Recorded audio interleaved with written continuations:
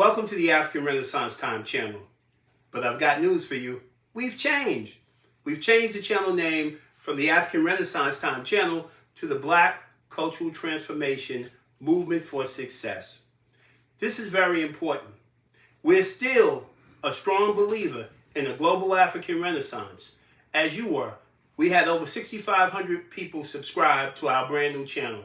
And what we want to say is we thank all of those subscribers. But going forward, in order to bring about this great mission of a global African Renaissance, we have to, in America, take a different approach. In America, we have to start with Black cultural transformation.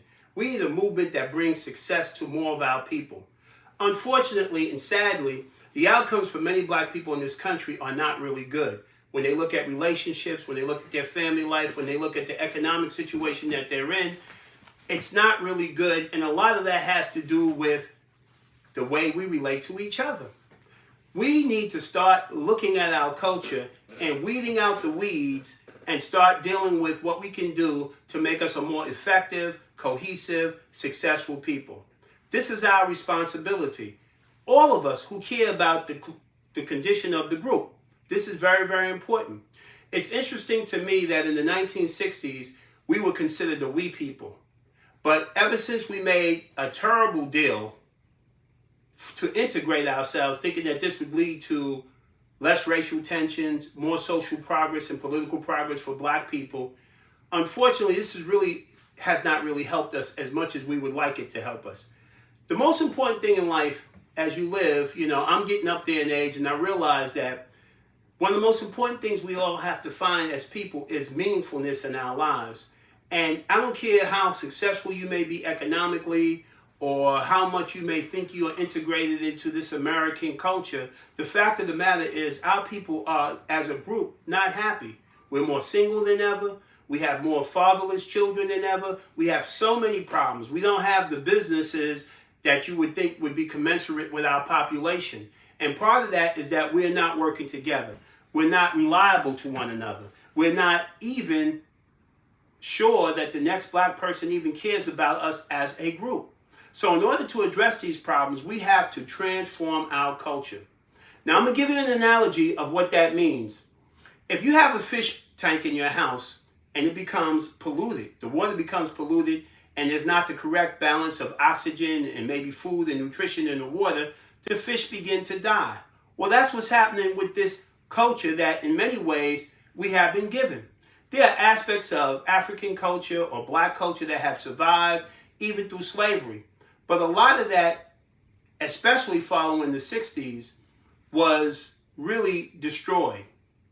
Our culture had ideas interjected into us that were not really conducive for our long-term survival. And we're seeing the effects everywhere. We have lost our way as a people in this country.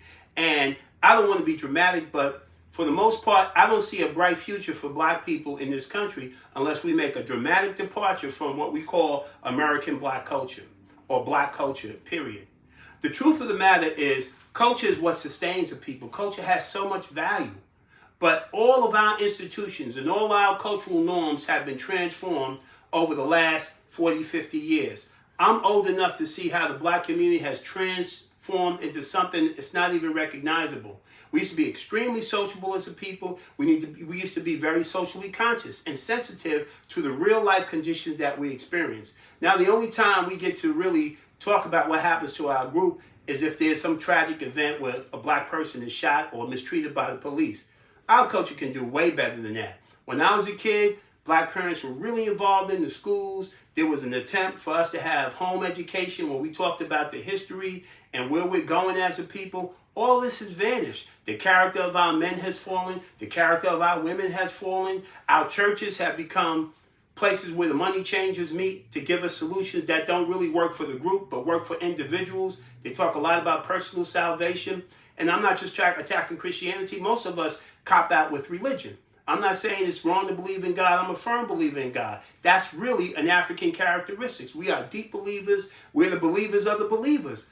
But religion has been polluted. So now we don't have anything in our culture that anchors us to our history. It was the Honorable Marcus Garvey who taught us that a people without knowledge of their history and their culture are like a tree without roots. You'll fall any wind blows, and we're falling fast. So in order for us to become re-rooted, in order for us to make real progress, we need to take a look at our culture and start to transform it into something that can be meaningful and something that will work for all of us, okay? We're talking about principle-centered leadership where you as the individual make a commitment to change.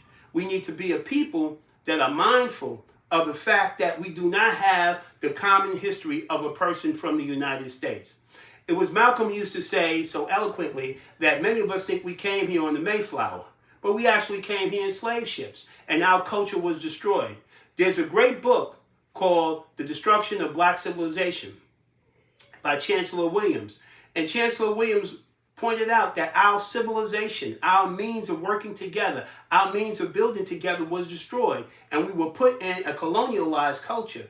And we're seeing all the effects of this. There's a lot of things that we do that's not really for us. They come from the traditions and ideas and behaviors of other people. And when we follow them, it destroys us. So let's get back to some sobriety as a people. Let's start to think more about the long-term destiny of our people. I want you to join me on this channel. I want you to be a part of a movement called Cultural Transformation Movement for Success in Black America. Let's change our culture so that it works for us. We don't need white people's permission. We don't need anybody else's permission to do what we have to do that's in our long-term interest as a people. This is our moral responsibility as a people. This is our responsibility to God and to each other. So welcome to the Black Cultural Transformation Movement for Success. I'm Brother C.C. Blackman, and I'll see you there.